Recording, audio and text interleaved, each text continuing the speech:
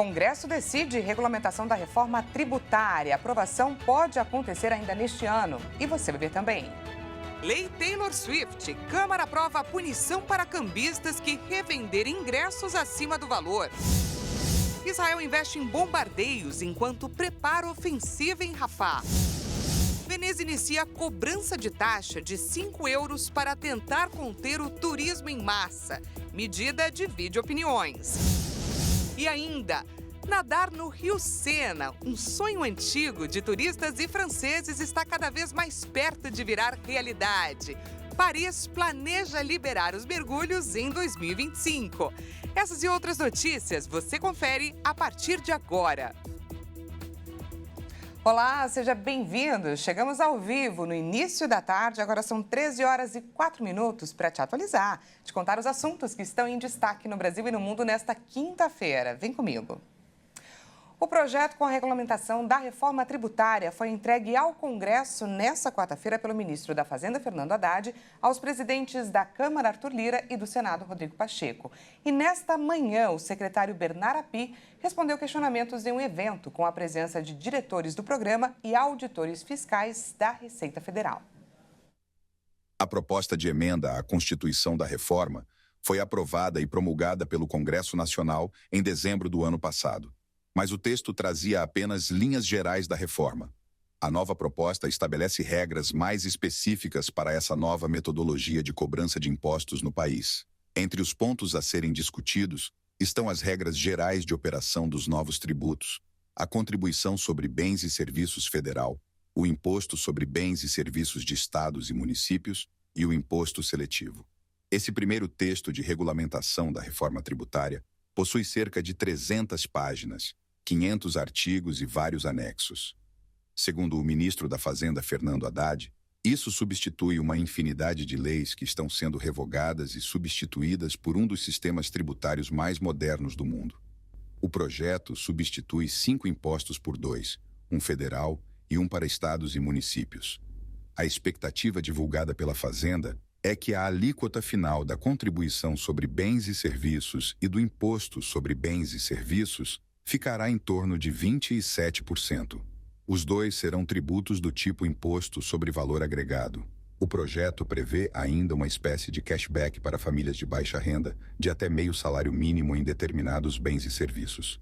Entre eles estão a energia elétrica, água e esgoto, com proposta de devolução de até 50% dos tributos. Já no caso do gás de cozinha, o retorno pode chegar a 100%. A nova reforma tributária propõe ainda uma alíquota reduzida de 30% do imposto geral para 18 profissões regulamentadas de natureza científica, literária ou artística, desde que fiscalizadas por conselho profissional.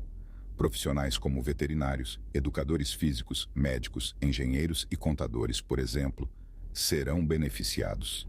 De acordo com o presidente do Senado, Rodrigo Pacheco, a regulamentação da reforma é prioridade e será aprovada pelo Congresso ainda este ano. Bom, e voltemos a falar de reforma tributária, porque as mais de 300 páginas que regulamentam o projeto foram entregues ao Congresso Nacional pelo governo. E agora, a grande expectativa do ministro da Fazenda, Fernando Haddad, é pelo andamento célere, pela tramitação ágil prometida aí pelos presidentes da Câmara e do Senado. Depois de tanto tempo, gente, é chegada a hora de voltar a falar sobre ela, a tão aguardada reforma tributária que está de volta à pauta do Congresso.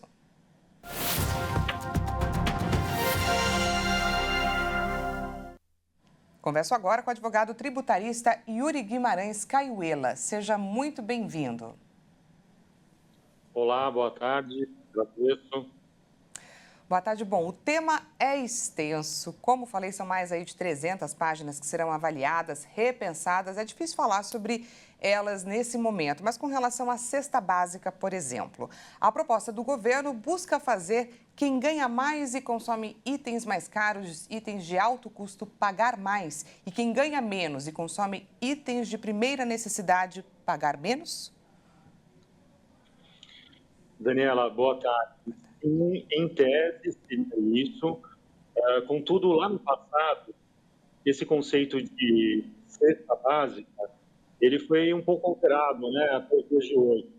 Então, o ideal seria que a população tivesse acesso a produtos saudáveis. Então, por exemplo, deveriam entrar todas as frutas, legumes, produtos não industrializados, mas dentro dessas 300 folhas, eles pretendem denominar, por exemplo, pensa num prato feito. Então, teria arroz, feijão e carne e um frango e um ovo. Então, aí, quem consumisse isso teria o direito a recolher menos produto, mas existe um trabalho por detrás para que esteja ampliado para alimentos saudáveis. Existe todo um mecanismo. Com relação à desburocratização, que tem sido bastante comentada também. Nós iremos partir de 5 impostos, com um custo médio aí de 34%, para uma alíquota do IVA dual, do Imposto sobre Valor Agregado, que deve ficar em uma média de 26,5%. Olhando de fora, a gente nota, é claro, uma redução, mas ainda assim, estamos na lista dos países com os maiores IVAs. Correto. Perfeito. Esse percentual de 27%, na verdade, ele não é um percentual fixo e nem sem previsão de não compatibilidade. Por exemplo, não compatibilidade. Apesar de você estar calculando 5 tributos em 2, as empresas ainda serão obrigadas a fazer a apuração de tributos, apuração de créditos, redução de base de cálculo. Existem 17 setores da economia que vão ter benefícios com reduções. Então, em razão de tantas exceções, aquilo que poderia ser uma oportunidade de efetiva simplificação, nos parece que isso não vai ocorrer. Esperamos que ao longo dessa discussão que está se iniciando hoje, ou ontem, na verdade, tenhamos efetivamente uma simplificação não só para as empresas, bem como para os contribuintes, para as empresas, para as pessoas que consomem, vão no supermercado, querem comprar a comida da cesta básica, querem também o doce, querem também a cerveja, o vinho. Então, esperamos que exista uma simplificação, não só da junção dos tributos, bem como a clareza do quanto está sendo pago desses tributos. Esperamos que tenha uma redução. Para fazer uma comparação, estamos com o IVA brasileiro de 7%, e o nosso vizinho aqui no Paraguai tem um IVA de 10%. Então, será que estaremos em países que têm o IVA tão competitivos e contribuem para aumento de geração de riqueza, a carga ou uma redução da carga de forma equitativa? Interrogação. Agora eu trago um dado que foi apontado inclusive pelo secretário Bernardo Api, que o atual sistema de impostos faz o Brasil ser 20% mais pobre e que a reforma tributária teria o potencial de elevar aí o PIB em 10% nos próximos anos. O próprio ministro da Fazenda, Fernando Haddad, pontuou o objetivo da reforma é tornar o Brasil um dos 10 melhores sistemas tributários do mundo. Gostaria que o senhor avaliasse para a gente essas visões. Elas são realistas? Daniela, eu acho que cedo para a gente poder afirmar isso. O nosso atual cenário, nós estamos entre os 10 piores sistemas de tributação no mundo. Então, com essa reforma, e como eu dei o exemplo, o Paraguai é 10%, aqui vai ser 27% ou até 30%, será que nós conseguiremos elevar a nossa posição de tributação justa, que contribua para receita, para aumento de geração de riqueza dentro do Brasil, e contribua para esse elevação? Por exemplo, o Haddad mencionou isso, mas por trás já existe um movimento para a tributação sobre folha, que conseguiu ali uma redução da folha, mas o governo já está querendo mudar isso, mudar a regra, para que volte a tributação sobre folha. Folha essa que são os pagamentos efetuados para os funcionários, para os empregados. Então, se você aumenta a carga sobre folha, você desestimula as empresas de fazer a contratação. E a contratação de pessoas e funcionários contribui para o aumento de geração de riqueza no país e, consequentemente, melhoria do PIB. Então, esperamos que essas discussões acerca de como colocar em prática a reforma tributária propriamente dita, que a gente consiga reduzir o máximo de alíquota possível e o menos de exceções também, para que seja uma regra clara e beneficie efetivamente a geração de riqueza dentro do Brasil. São tantos poréns que, com certeza, essa discussão está só começando, ainda teremos muitos desdobramentos. Conversamos com o advogado tributarista Yuri Guimarães Caiuela. Muito obrigada pela sua participação aqui no nosso jornal. Eu que agradeço. Uma boa tarde a todos. Até mais. E acontece agora a reunião de acionistas da Petrobras para eleger um novo conselho de administração e definir sobre o pagamento de dividendos extraordinários, motivo de uma crise política que quase derrubou o presidente da estatal, Jean Paul Prates, e abalou a visão de investidores sobre a companhia. A reunião é feita de forma híbrida, com participação online e presencial. Sobre a escolha de novos integrantes, 14 nomes concorrem a 10 cadeiras no conselho.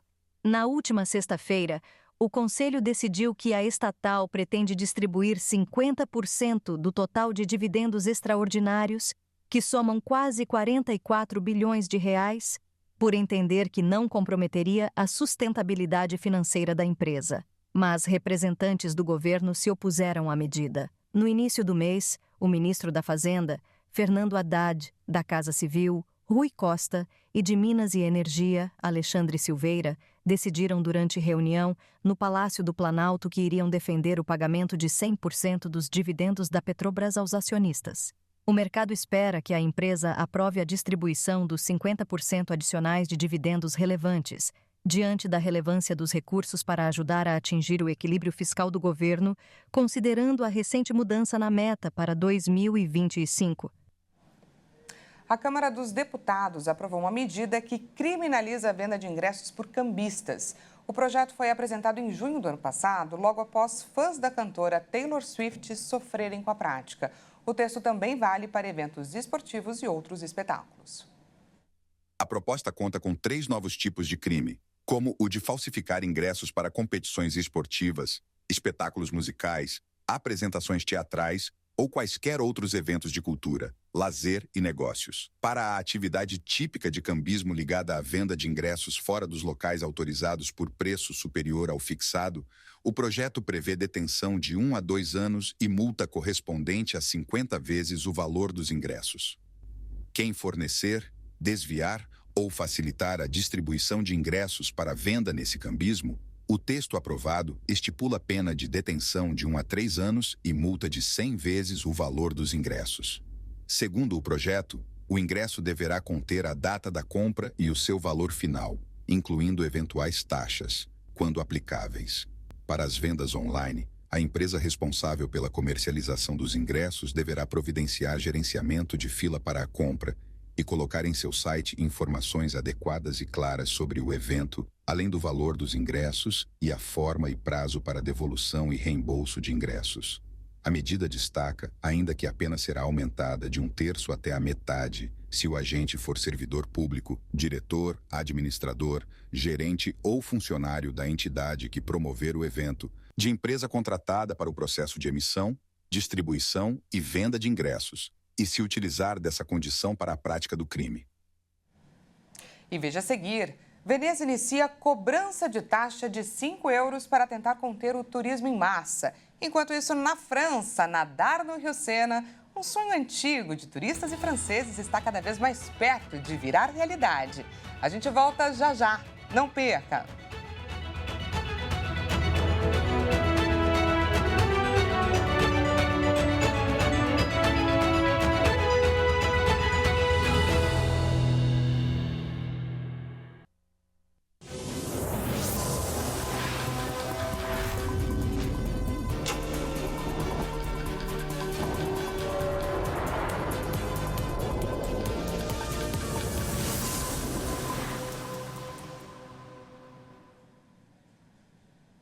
Seja bem-vindo mais uma vez. Nós já estamos de volta e ao vivo, 1h19 pelo horário de Brasília. Trazemos agora os destaques internacionais dessa quinta-feira para você.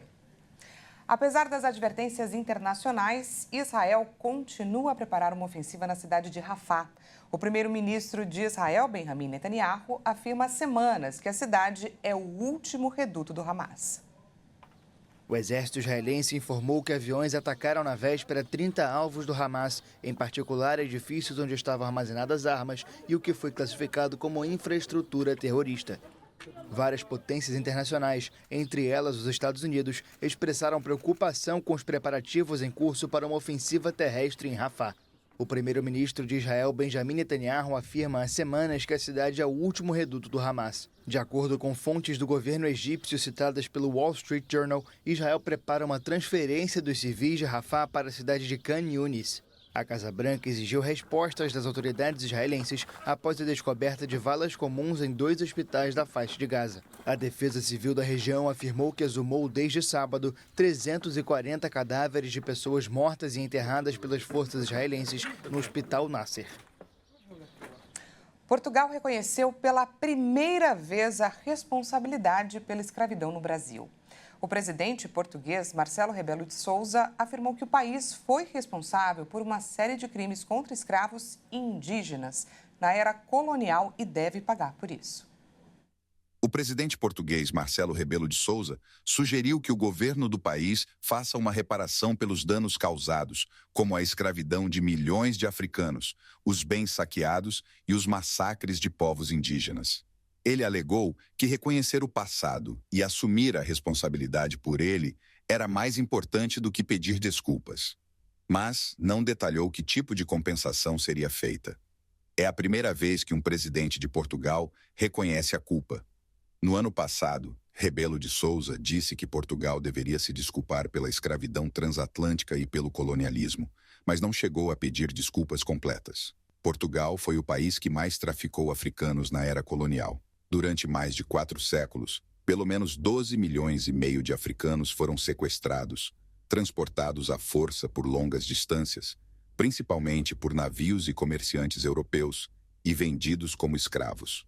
Os que sobreviviam à viagem foram enviados para trabalhar sem qualquer remuneração em plantações no Brasil e no Caribe. A ideia de pagar reparações ou tomar outras medidas pela escravidão transatlântica vem sendo debatida em todo o mundo, incluindo esforços para estabelecer um tribunal especial sobre a questão. A cidade italiana de Veneza iniciou nesta quinta-feira a cobrança de uma taxa diária de 5 euros, cerca de R$30, para tentar conter o turismo em massa. Moradores protestaram contra a medida.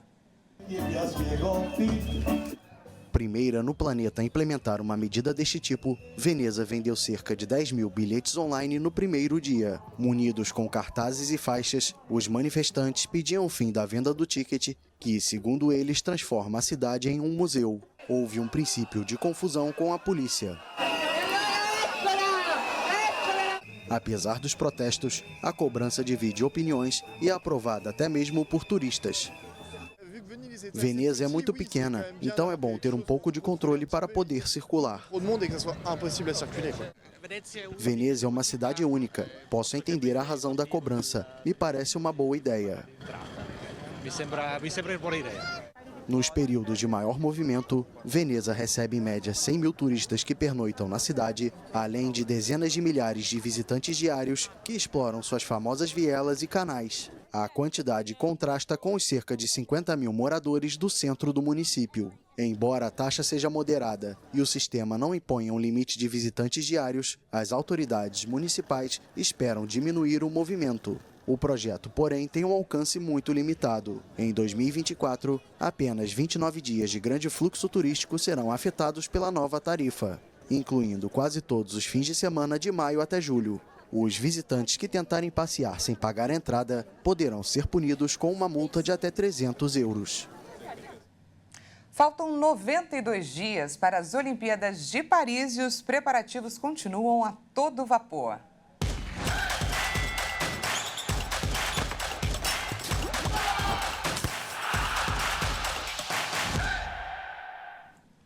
O sonho antigo de moradores e turistas, mergulhar no Rio Sena, está cada vez mais próximo de se tornar realidade. Paris planeja liberar os banhos em 2025, mais de 100 anos depois de a prática ter sido proibida. Vamos ver. Mergulhar no Rio Sena sob o céu azul e com a Torre Eiffel ao fundo. Este sonho antigo está prestes a se tornar realidade graças aos Jogos Olímpicos de Paris. O famoso rio parisiense que está previsto para sediar a cerimônia de abertura das Olimpíadas em 26 de julho e provas aquáticas, terá o banho liberado para moradores e turistas a partir de 2025. A balneabilidade vai se tornar possível graças ao investimento de 1,4 bilhão de dólares, mais de 7 bilhões de reais, na despoluição em obras de saneamento. A vida marinha renasceu no rio, que atualmente abriga mais de 30 espécies de peixes. Apesar da melhora na qualidade da água, ainda há suspense sobre a realização das provas no Sena. Várias competições foram canceladas em agosto do ano passado por causa do nível de contaminação do rio. Em Paris, as águas pluviais e residuais passam pela mesma rede projetada no século XIX e, em caso de chuvas excepcionais, o esgoto transborda. Essa situação, juntamente com o posterior mau funcionamento de uma válvula, causou um aumento na concentração da Escherichia coli, bactéria que causa intoxicação gástrica. A prática de tomar banho no Rio Sena foi proibida em 1923 devido aos perigos causados pela navegação fluvial e pela poluição. Mais de 100 anos depois, o antigo sonho está cada dia mais próximo de se tornar realidade. Paris investe em 3 áreas para banho e outros 20 locais também estarão disponíveis na capital francesa, um dos vários legados dos Jogos Olímpicos. E hoje nós vamos conhecer um pouquinho mais sobre a Grécia. O país é um dos mais ensolarados do mundo e abriga 18 locais do Patrimônio Mundial da Unesco. Vamos ver. O país, localizado no sudeste da Europa, tem milhares de ilhas espalhadas pelos mares Egeu e Jônico. O país abriga 18 sítios listados como patrimônio mundial, sendo 14 deles reconhecidos adicionalmente como obras-primas da genialidade humana. Um país com muitos pontos turísticos, uma cultura muito enraizada e uma arquitetura única bem característica. Praias paradisíacas e uma culinária repleta de sabores diferentes, com o grande destaque para o azeite de oliva. O país é o maior consumidor per capita de azeite do mundo, consumindo 21 quilos por ano. A capital do país, Atenas, é a maior cidade da Grécia e uma das poucas cidades antigas do mundo ainda habitadas. Ela foi fundada há milhares de anos e, desde então, sempre foi o centro político e econômico do país. E que tal aproveitarmos o poder da tecnologia para nos transportar diretamente para lá? Vamos para a Grécia? Por que não? Vamos espiar esse fim de tarde na ilha de Níziros. As imagens, gente, mostram a pequena e linda ilha que fica perto da costa da Turquia, num conjunto de ilhas gregas chamado de Dodecaneso. A ilha tem aproximadamente 42 quilômetros quadrados. Pois é, passados os desafios econômicos, logísticos, se você se esforçar e deixar a preguiça de lado, dá para conhecer em um único dia essa ilha inteira, gente. Aproximadamente 1.000 gregos vivem por lá, que tem o turismo e o comércio, é claro, como as principais atividades econômicas. Bom, já podemos dizer que passamos aí alguns segundos observando um fim de tarde na Grécia, já que agora são 7 horas e 27 minutos por lá. Pois é, eles estão 6 horinhas à nossa frente, 13 horas e 27 minutinhos aqui do horário de Brasília. Gostou dessa imagem? Essa edição fica por aqui. Mais informações você confere, é claro, ao longo da nossa programação. Às 13 horas e 50 minutos, daqui a pouquíssimo, Caroline Povoleri chega com mais notícias para você. Uma excelente tarde de quinta-feira para você. Continue observando essa ilha grega maravilhosa. Até mais, gente!